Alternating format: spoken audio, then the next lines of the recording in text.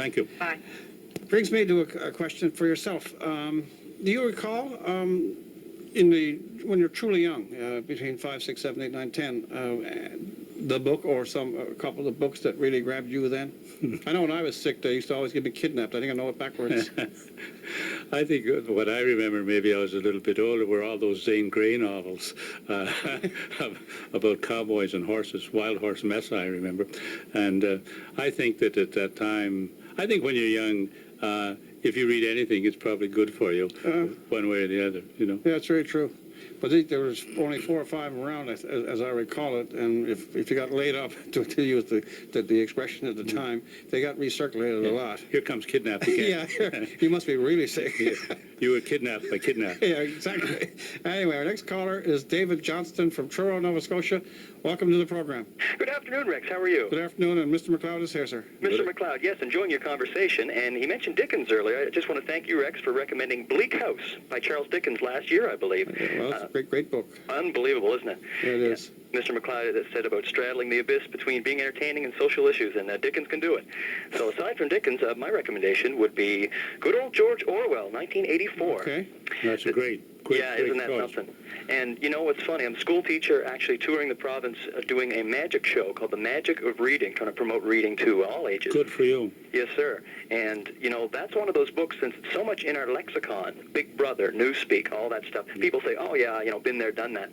But it's hard to find someone that actually has really read it, not, you know, the Coles Notes high school version, but actually sat down and read that book. It was something like what I mentioned earlier about Frankenstein. Everybody sort of responds to it without really understanding what they're responding to. Yes, very good comparison. Exactly. Okay, it's 1984 and George Orwell. Yes, sir. Thanks very much. Love the show. Thanks, Rex. I don't think that Orwell's reputation, stock, whatever the hell it is, has ever really gone away, but there seems to be, maybe it's anniversary periods and stuff, but it seems in the last year, 2 years, there's more and more stuff. He does endure, doesn't he?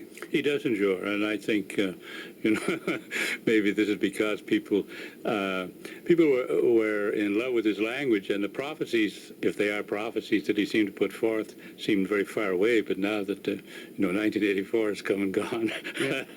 The prophecies seem to be, I don't know if I'd say self-fulfilling, but they seem to be fulfilling. Yeah, they're very fulfilling. And he's a lovely writer. He's a beautiful writer.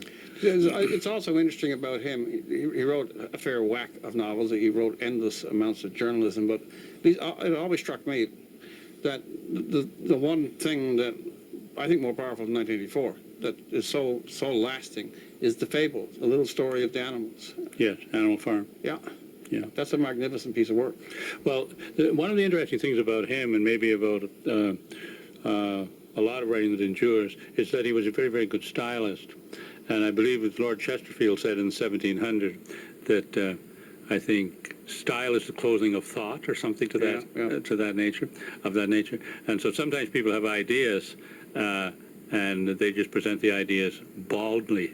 But if you can put the ideas in a beautiful form, then you really, really have something. And I think Orwell is in that group.